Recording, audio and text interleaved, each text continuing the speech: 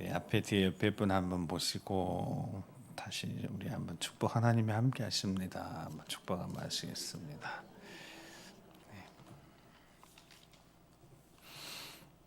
제가 어릴 적에 만들긴 청년의 시기에 로마서 11장의 말씀을 처음 들었을 때 이 접붙임에 대한 이야기를 이렇게 처음 들었을 때 이 접붙임에 대해서 아하 하고 이해가 가고 하나님 말씀이 그때 들었던 그 말씀이 지금까지 제 마음속에 이렇게 남아 있습니다. 오늘 본문 말씀 마지막 먼저 24절 말씀을 천천히 사진 또박또박 한번 읽어보겠습니다. 24절입니다. 시작. 내가 원돌 감람나무에서 찍힘을 받고 번성을 거스려 좋은 감람나무에 접붙임을 받았으니 원 가진 이 사람들이 얼마나 더 자기 감람나무에 접붙임을 받으랴. 아멘. 그래서 우리가 이제 돌 감람나무라는 거죠. 그래서 저 이야기를 아마 청년 때 들었을 때는 얼른 감람나무 참 감람나무 이게 된 개념이 얼른 없으니까 여러분 시골에서 앞에다 돌을 붙이면 저 돌이라는 의미가 무슨 뜻이죠? 나무 열매에 돌 붙이면 돌배 이런 거 하면 돌배를 뭘 보고 돌배라게 해요? 찾기도 하고 또 그거 있잖아요. 이렇게 앞에 돌 딱딱하고 그거를 어디 상품으로 팔 만한 가치는 실은 없는 거잖아요. 그러니까 이게 열매는 맞아요. 배는 맞는데 이 돌배인 거예요. 그러니까 이게 배로서의 모습은 이렇게 조그만 갖추고 있지만 그 배가 가지고 있어야 되는 육질부터 시작해서 단맛도 없고 아주 딱딱하고 그거 어릴 적에 이렇게 먹어봐도 맛은 있어요? 맛없잖아요.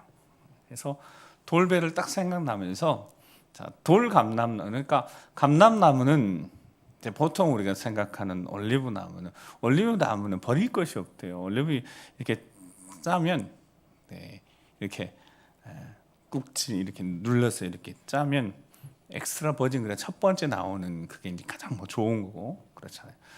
근데 식용으로, 약용으로, 공업용으로 다 쓰인대요. 그러면 사람들이 참 감람나무를 여러분 심겠어요? 아니면 집에 돌배를 심겠어요? 아니면 좋은 배 나무를 심겠어요? 보통 같으면 배 먹고 싶으면 여러분 좋은 배 심어야죠. 나무 그래야지 그 좋은 배에서 좋은 배가 열리죠. 근데 이제 시골에 가면 이렇게 딱 보면 비슷해요. 근데 그게 요만큼의 돌배라는 거예요. 어디다 쓸까? 근데 나중에 보니까 이것도 돌배가 아주 좋대요. 보니까 이렇게 담아가지고 그걸 이렇게 하죠. 이렇게 담아가지고 갑자기 생각 안 나네. 거식이 있어요. 이렇게 쓰는 방법도 있더라고. 근데 열매로서는 이 의미가 없어요. 그러니까 사람들이 보통 참 감람나무 열매가 이게 올리브 열매면 그거 쓰지 저 돌 감람나무는 의미가 없어요. 자 보세요. 내가 원 감람나무에서 찍힘을 받았어요. 그러니까 이방인들에 대한 로마인들 로마 교회 성도 보내면서 이게 돌 감람나무에 붙어 있는 거예요. 그럼 이거는 소망이 없어요. 사람들이 찾지도 않고 쓸모도 없고 즉 버림받고 이거는 땔감으로밖에 쓸 수 없는 그런 건데 그런 데서 찍힘을 받았어요. 그나마 이게 붙어 있는 것도 살아 있는 건데 거기서 그냥 잘려 찍힘을 받았어요. 그러니까 버려져야 되는 거예요. 여러분 이 원 자체도 버려져야 되는 거예요. 버려질 거서 이게 쓸모가 없네. 근데 찍힘을 받아서 버려져야 되는데 번성을 거스려 좋은 감람나무에 접붙임을 받았어요. 그러니까 이거는 태생 자체가 나무 자체가 의미가 없는 거예요. 버려져야 되는. 근데 그렇게 본성을 거스려서 좋은 감람나무에 누가요? 하나님 접붙이신 거예요. 하나님만 하실 수 있는 그거 접붙인 거예요. 그랬더니 그 접붙임 그 돌감람나무 가지에서 뭐가 열린다고요? 참 감람나무 열매가 열린다는 겁니다. 그렇게 접붙인다는 거.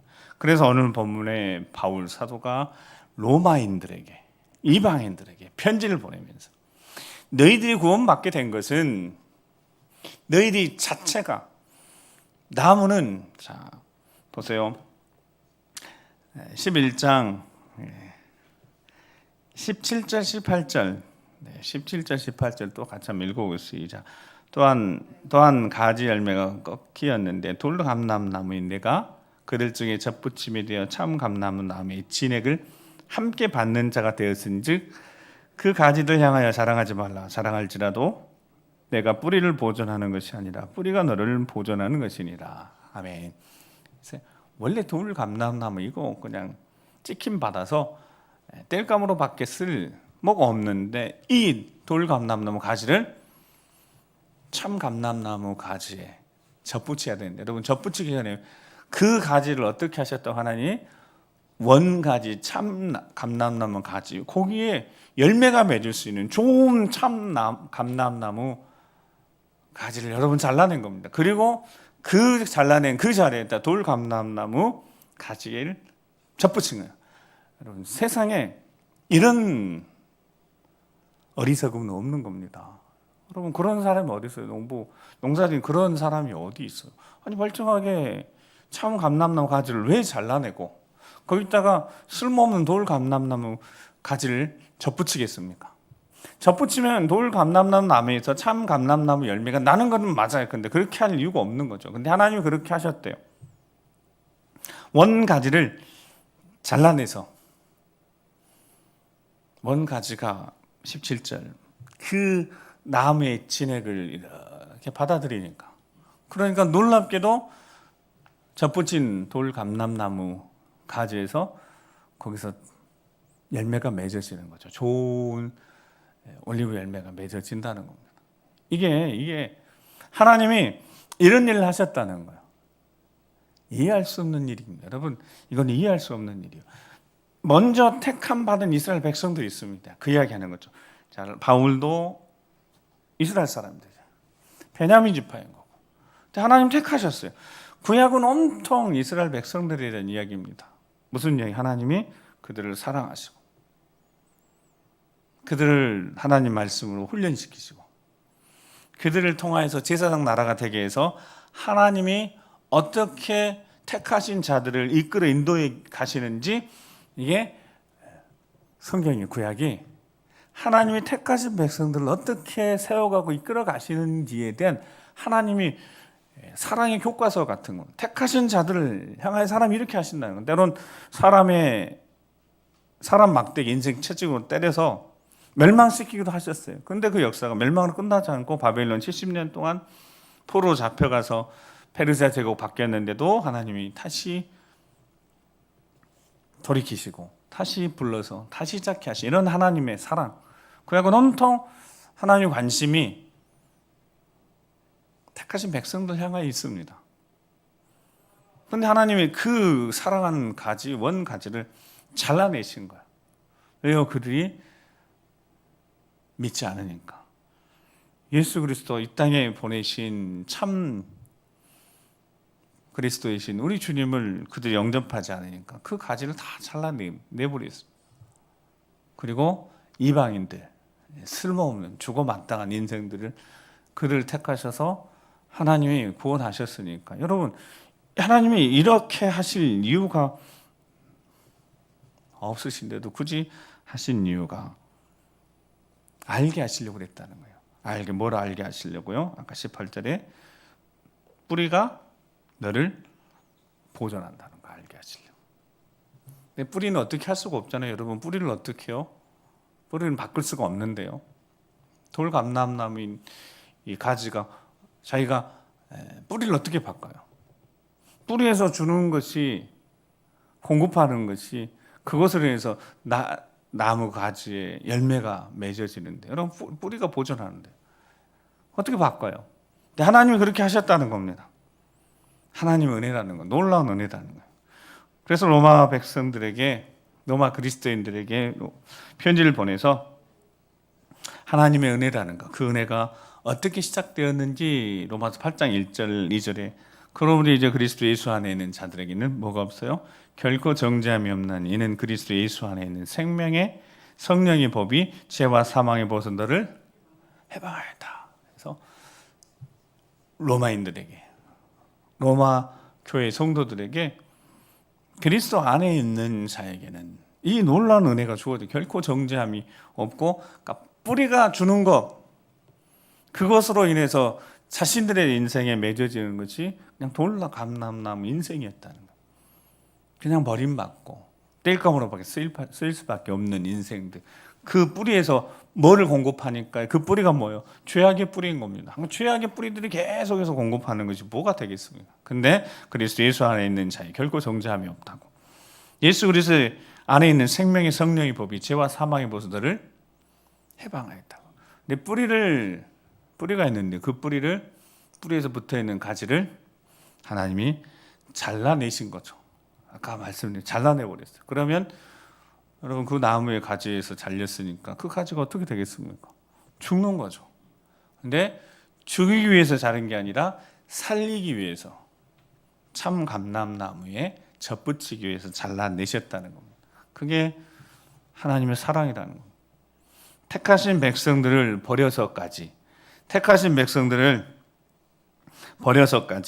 하나님이 사랑하신 이유, 그 이유를 여러분 그 뭘로 설명할 수 있겠습니까? 로마서 8장, 그래서 8장 14절 17절 말씀에 우리가 잘 아는 말씀. 그래서 멸망받아 죽어 마땅한 인생들이 하나님 주신 은혜가 있대요. 그 은혜. 그래서 이게 접붙임 되어져서 이제 뿌리가 달라진 거, 공급받는 게 달라지는 거. 어떻게 달라졌냐면, 자 14절 15절 말씀만 같이 14절 15절 읽습니다. 시작. 무릇 하나님의 영으로 인도함을 받는 사람은 곧 하나님의 아들이라. 너희는 다시 무서워하는 종의 영을 받지 아니하고 양자의 영을 받았으므로 우리가 아빠 아버지라고 부르짖느니라. 아멘. 자, 이 뿌리가 태생 자체가 하나님 은혜 밖에 있었고 이방인이었고 하나님 선택하지 않으셨고, 그래서 선택한 백성들을 향해서 하나님이 사랑하시고 그들을 지키시고 보호하시고 이끌어 인도하시고, 이방인들을 향해서는 원칙적으로 하나님이 외면하셨으니까, 내버려 두셨으니까. 왜냐하면 이 택하신 백성들을 제사장 나라 삼아서 이 백성을 통하여서 하나님의 영광이 드러나게 하시려는 계획 때문에, 이방인들에 대한 하나님의 사랑이 다른 게 아니라, 우리 이제 새벽 요나서 읽어 끝났는데요. 하나님의 관심이 이방인들에게는 전혀 없는 건 아니지만 이스라엘 백성들에게만 관심 가지셨어요. 이들을 통하여서 하나님의 영광이 드러내게 하셔야 되니까. 여러분, 하나님이 실패하셨나요? 실패한 것처럼 보이긴 했습니다. 근데 보이는 것이 전부가 아니에요. 왜냐하면 뿌리가 살아있기 때문에, 뿌리가 남을 보존하니까. 하나님의 택하심을 하나님이 취소하거나, 하나님 택하심을, 이스라엘 백성 택하심을 하나님 취소하거나 변개하지 않으시니까요. 그러니까 뿌리는 여전히 제대로 살아있는 겁니다. 그 이야기 지금 바울 사도가 하나님이 택하신 이스라엘을 버리실 것이냐, 아니요, 그렇지 않다는 거예요. 하나님의 계획은 뿌리가 있으니 그 뿌리에서 공급하는 것을 제대로 받지 않는 거 다 가지를 잘라 거기다가 돌감나무를 접붙여서 이방인들이 풍성해졌다는 거예요. 오늘 보면 이방인들이 풍성해진 거예요. 하나님 보실 때 이방인들이 그 나무에 계속 풍성해지는 것이 하나님의 지금의 하나님 계획이십니다. 그리고 이 계획, 이방인들이 풍성함, 어느 때까지 풍성함이 차면 이제 우리 주님 보내셔서 계시록으로 남아 있어요. 두 증인 통해서 하나님의 백성들은 하나님 깨우치는 방법이 있으니 그들은 하나님 방법으로 구원하실 방법이 있고, 이방인 가운데 이렇게 풍성해졌다는 거예요. 그래서 자, 뿌리, 방금 읽었던 뿌리가 바뀌어요. 인생 공급하는 게 바뀌어요. 어떻게 바뀌었다고요? 하나님을 뭐라고 부르게 되었다고요? 아바 아버지. 그러니 여러분, 우리는요, 그래서 이 나무, 인생의 나무에 뿌리가 바뀐 거예요. 공급이 달라진 겁니다. 여러분 절대로 이방인들, 하나님을 택하신 자가 아닌 자들은 하나님 어째 아버지라고 불러요? 절대로 부를 수 없습니다. 이게 성경의 증언입니다. 하나님의 영으로 인도함을 받는 사람들, 그 안에 하나님의 영, 성령이 있는 사람만 다시는 무서워하는 종의 영을 받지 않아요. 여러분, 종의 영을 받았으니까 무슨 말을 하겠어요? 그 뿌리 자체가 죄악에서 공급받는 거라면 종의 언어, 다시는 종의 영을 받지 않고 죄에 사로잡혀서 죄의 권세 아래 살지 않고 하나님을 아버지라고 부를 수 있는 우리의 뿌리를 바꾸셨는데, 엄밀히 말하면 뿌리가 바뀐 게 아니고 우리가 잘려서 잡붙임을 받았다는, 그래서 하나님을 아버지라고 부르게 되었다고 로마 교회 성도들에게 편지를 쓰는 거예요. 우리가 하나님을 아버지라고 부르게 되었다는, 그 성령은 우리 연약함을 도우신다는 거예요. 친히 말할 수 없는 탄식 우리 안에서 우리를 위해 기도하신다는 거예요. 그래서 우리 어리석음과 부족함에도 불구하고 로마서 8장 뒤에 28절에 합력해서 선을 이룬 은혜를 허락하실 것이다, 약속하셨다는. 그러니까 이 나무에서, 우리 인생이라는 이방인 이 나무에서 계속 공급받는 것이 이런 하나님의 은혜라는 거예요. 합력해 선을 이루는 은혜, 하나님이 채워주시는 은혜.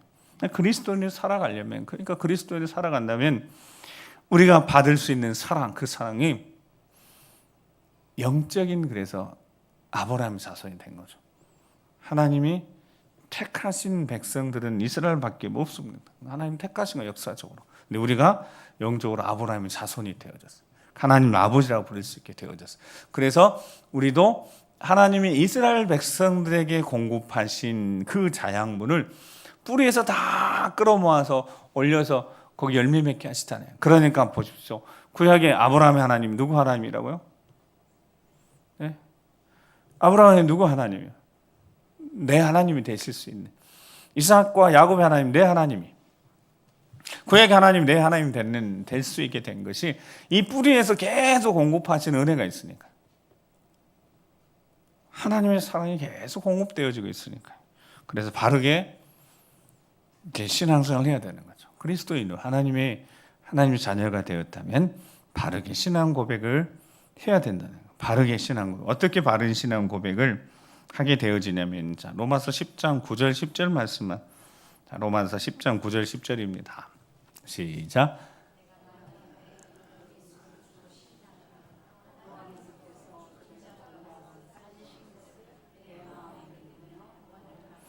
사람이 마음으로 믿어 의에 이르고 입으로 시인하여 구원에 이르느니라.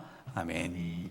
자, 중요한 이야기를 이렇게 들어보세요. 자, 아까 로마서 8장 앞에 다시는 종의 영을 받지 않았고 양자의 영을 받았다고 그랬어요. 그러면 종의 영을 받았으니까 종이 뭐라고 불러요? 자기 인생의 주인한테 당연히 주인님 부르죠. 종의 영을 받아. 근데 우리가 종의 영을 받지 않았대요. 양자의 영을 받아서 하나님을 아버지라고 부르는데, 그런데 우리는 예수님을 뭐라고 부릅니까? 방금 10장 9절에 내 입으로 예수님 뭐라고 불러요? 주로 시인하는 거. 그러면 예수님 주인이면 나는 뭐가 되는 거예요? 종이 되는 거죠. 그럼 똑같은 거 아니에요? 바뀌지 않는 거 아니에요? 여러분, 이게 무슨 뜻이에요? 하나님을 아버지로 부르게 됐다는 말은 신분이 바뀌었다는 뜻입니다. 신분이 바뀐 거예요. 자, 신분이 아들로 바뀌었어요. 근데 아들로 바뀐 이 신분을 가지고 예수 그리스도 우리 주님을 뭐라고 고백한다고요? 주인으로 고백한. 그렇다면 관계가 어떤 관계인 거예요? 여러분, 우리가 예수님을 주인으로 고백한다고 그래서 예수님 우리를 종으로 부르십니까? 아니요. 그게 안 되는 거죠. 신분이 바뀌었는데, 하나님의 자녀가 됐는데.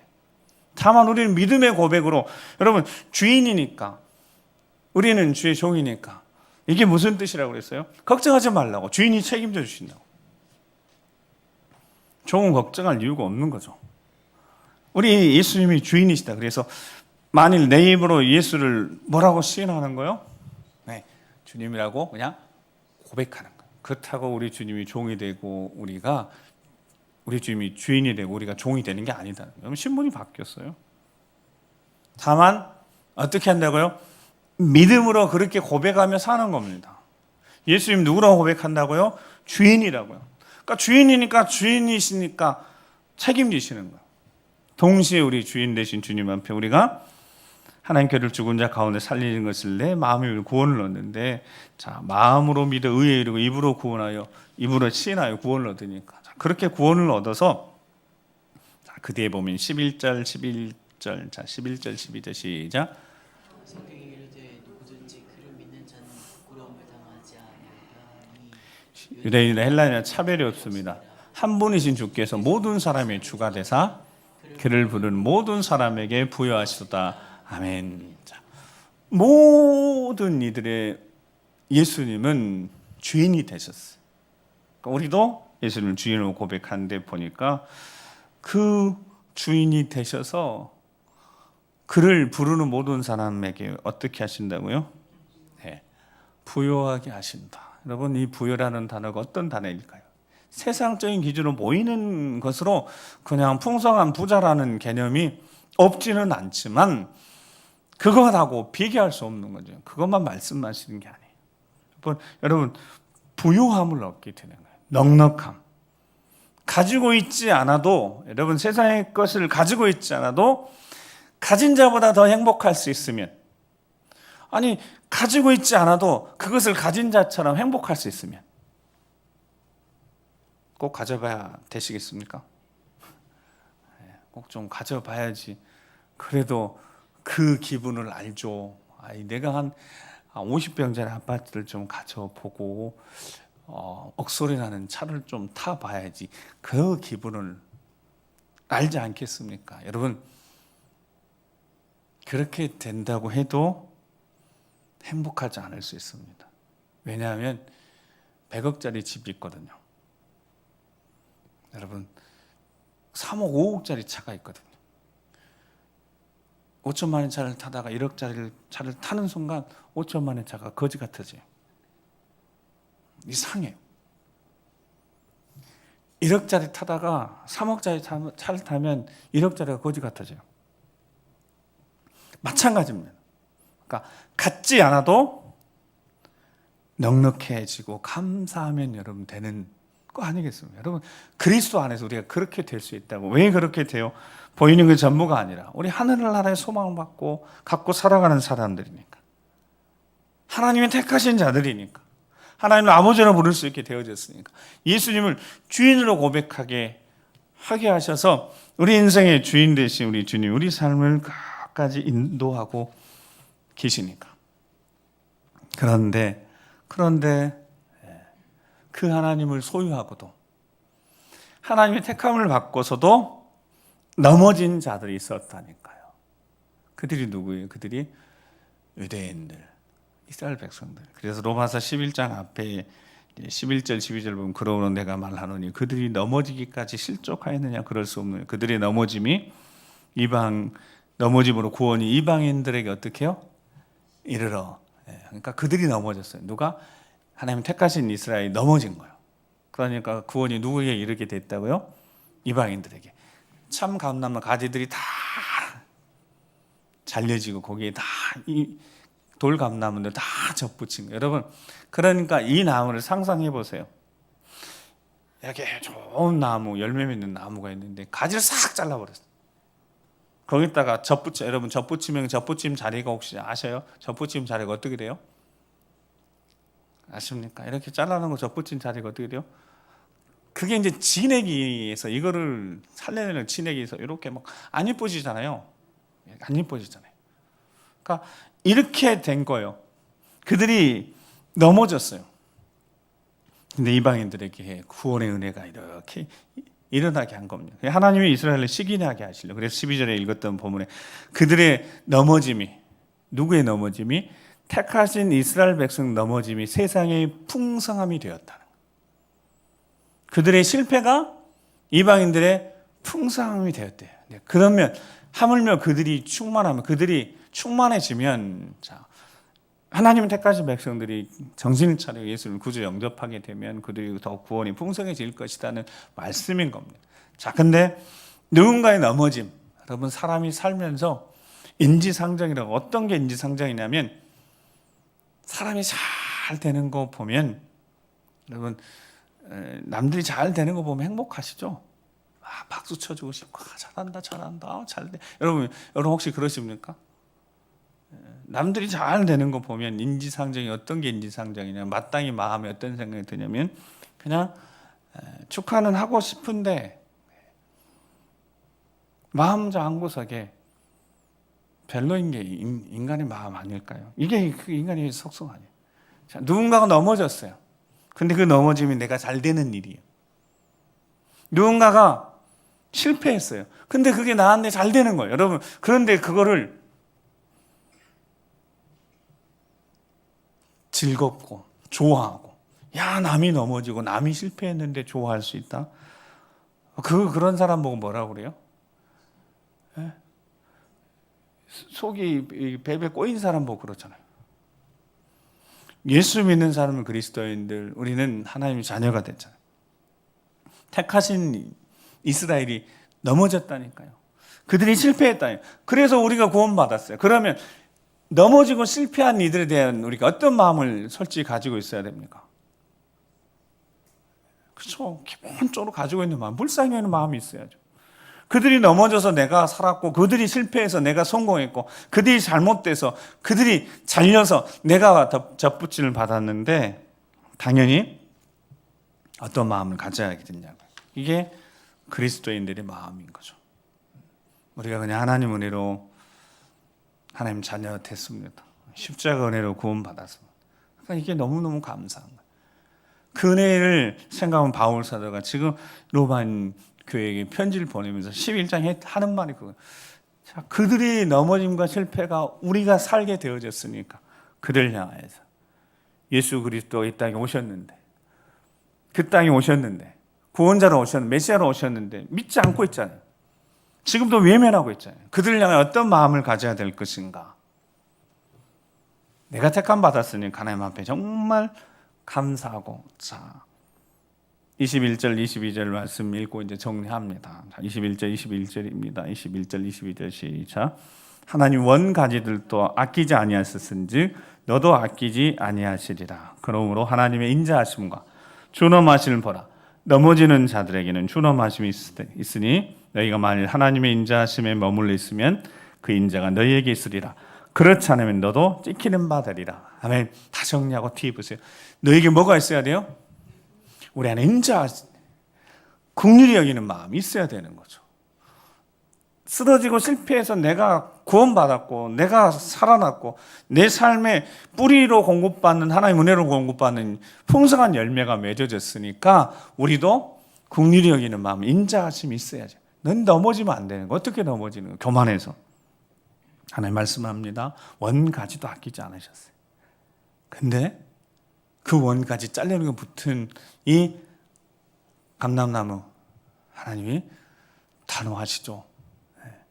원가지도 아끼지 아니하셨는데 그들이 넘어지면, 교만하면 하나님께 절대로 용서하지 않으실 것이다. 그래서 하나님은 계속해서 교만한 자는 물리치신다고 말씀하셨습니다. 사랑하는 우리 여전대 모든 회원들, 그리고 성도님 여러분, 성경은 계속해서 교만하지 말라고 계속해서 말씀합니다. 하나님 교만한 자를 물리치신다고 계속 말씀. 오늘도 마찬가지. 이렇게 하나님의 은혜를 입었으니까 절대로 높은 마음, 교만한 마음 품지 말라고. 인자하심을, 하나님의 긍휼하심을 마음에 제대로 잘 품고 그것이 머물러 있어야지 하나님의 은혜 안에서 계속 머물게 되어지니까요.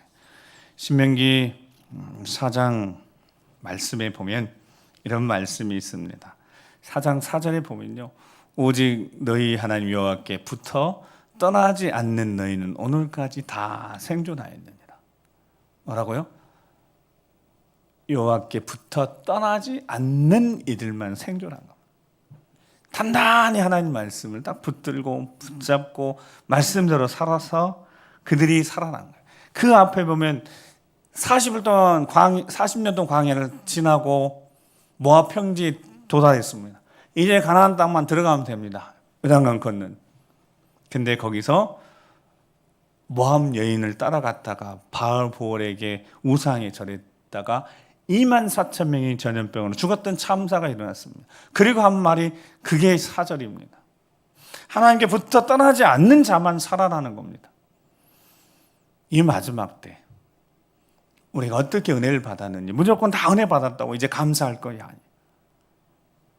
우리가 어떻게 은혜를 받았는지, 우리가 젖붙임을 받았다는 거, 그래서 젖붙임 흔적이 있다고. 하나님 말씀 받아 준엄하게 정말 하나님 말씀대로 겸손하게 살지 않으면 하나님은 가감히 잘라버리신다는, 끝까지 붙어 있으라고. 그래서 요한복음 15장에 5절에 나는 포도나무 너희는 가지라. 내가 내 안에 그가 내 안에 내가 그 안에 거하면 사람이 열매를 많이 맺나니 뭐라고요? 5절에 나를 떠나서는 너희가 아무것도 할 수 없습니다. 아멘. 자, 거기만 한번 따라서 하세요. 나를 떠나서는 너희가 아무것도 할 수 없습니다. 너희가 아무것도 할 수 없느니라. 기억하시기 바랍니다. 뿌리가 우리를 보존하고 있습니다. 근데 그 뿌리가 우리 것이 아니에요. 젖붙임을 받았으니까. 근데 우리 것으로 착각하고 교만하면 절대 안 된다는 거예요. 하나님 은혜로 하나님 자녀가 되어졌습니다. 예수님의 인생의 주인이 되셨어요. 걱정하지, 염려하지 말고, 근심하지 말라고. 우리 주님이 책임져 주신다고. 근데 단 한 가지입니다. 나를 떠나서는 붙어있지 않으면 죽는 겁니다.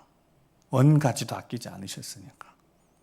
우리가 버림받고 외면당하지 않기 위해서 몸부림치면서 신앙생활을 해야 되지 않겠습니까? 이렇게 신앙생활을 하면